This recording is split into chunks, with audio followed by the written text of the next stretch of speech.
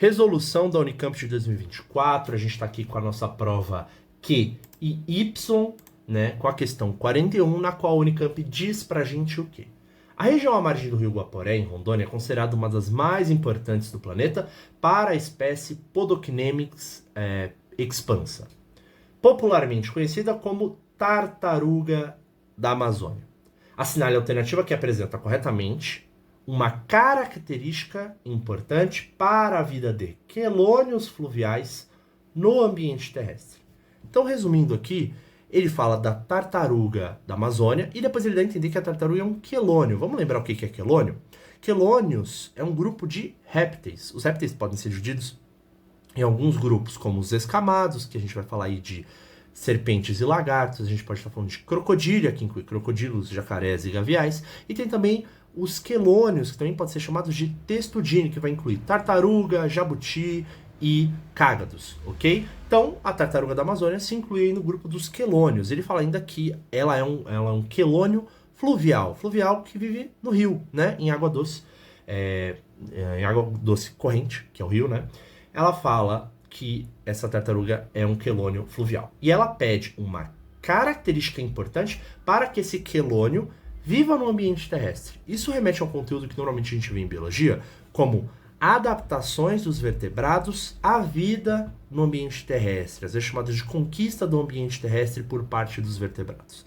Então, quando a gente vê lá o grupo dos répteis, que é o primeiro grupo de vertebrados a viver plenamente no ambiente terrestre, a gente vai ver que eles têm algumas adaptações, como, por exemplo, eles vão ter a pele queratinizada, que impede a desidratação pela pele, eles vão ter fecundação interna, ou seja, sem a necessidade da água para ocorrer a fecundação, vão ter a formação de ovo amniótico, que é um ovo que permite que o embrião se desenvolva fora da água, né, diferente de outros vertebrados, como, por exemplo, peixes e anfíbios, etc.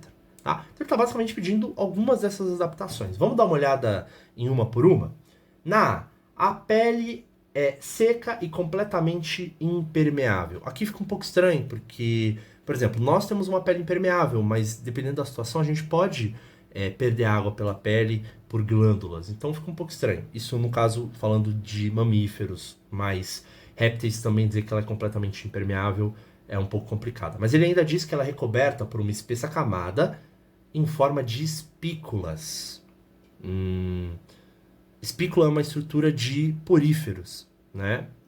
Então aqui já fica estranho. E depois ele ainda fala que ela é composta pela proteína quitina.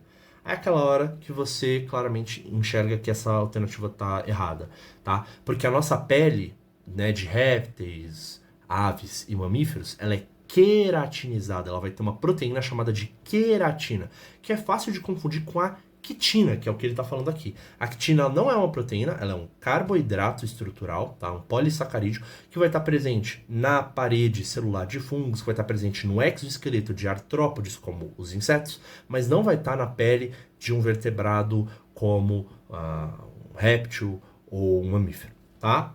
E também nas aves não vai estar presente. Então tá errada a A. Beleza. B. Os alvéolos, com grande superfície de troca gasosa, permitem a respiração pulmonar e cutânea nas espécies aquáticas. Então vamos lá, alvéolos são estruturas pulmonares que ajudam a respiração aérea, né, as trocas gasosas direto com o ar, que é uma característica importante para quando você está vivendo exclusivamente fora da água, certo? E justamente o que vai acontecer nos répteis, uma das características que a gente cita como uma adaptação dos répteis e de outros vertebrados adaptados ao ambiente terrestre, é a respiração pulmonar eficiente. Mas essa respiração pulmonar eficiente, ela vem junto com a ausência de respiração cutânea. Porque para ter respiração cutânea, você vai precisar ter uma pele úmida e permeável à água, né? E quando a gente chega no ambiente terrestre, a gente tem essa pele que é pouco permeável à água. E isso faz com que essa pele não consiga mais fazer as trocas gasosas. E aí a gente tem que ter um pulmão eficiente por causa disso. Porque eu não consigo mais respirar pela pele quando eu tô na terra. Então, já que eu não consigo respirar pela pele, eu vou respirar pelo pulmão. Certo? Então, ter ali alvéolos com grande superfície parece fazer sentido no início, mas quando ele cita que a respiração vai ser pulmonar e cutânea, essa parte da cutânea permite a gente eliminar a B. Ficamos entre C e D, vamos dar uma olhada na C, que diz que a principal excreta liberada é a ureia. Em répteis não é a ureia, é o ácido úrico, tá? Porque ajuda justamente a perder pouca água. O ácido úrico demanda pouca água para ser excretado, para ser eliminado do corpo. E aí faz com que um organismo que vive na Terra, que não tem água tão facilmente assim, permita que ele consiga reter mais água dentro do corpo e não desidratar tão facilmente. Então, essa parte aqui da ureia já permite a gente eliminar a C, tá? Então, a gente vai para D, que é o nosso gabarito. A fecundação é interna, ou seja, os gametas se encontram dentro do corpo, né, desses indivíduos, mais precisamente da fêmea, e isso faz com que eu não precise da água, fazendo com que os gametas consigam se encontrar, como é, por exemplo, em anfíbios, em sapos, né? Os sapos, eles soltam os gametas na água e na água esses gametas se encontram e formam ovos. Como eu estou fora d'água, não dá para eu fazer isso, então fecundação interna é bem importante. E a formação do ovo amniótico, que é aquele ovo com casca calcária, que vai ter os anexos embrionários, o âmnion, o alantoide, o córeo e o saco vitelínico, tá? Que ajuda o embrião a se desenvolver fora d'água, como eu já falei. Esse ovo possui uma bolsa contendo líquido que envolve o embrião, né? Essa bolsa é o âmnion. Beleza? Então, nosso gabarito aqui é D, de Darwin. Espero que esse vídeo tenha ajudado vocês. Não esqueçam de curtir o vídeo, se inscrever aqui no canal para mais conteúdo de biologia e continuem estudando. Até uma próxima.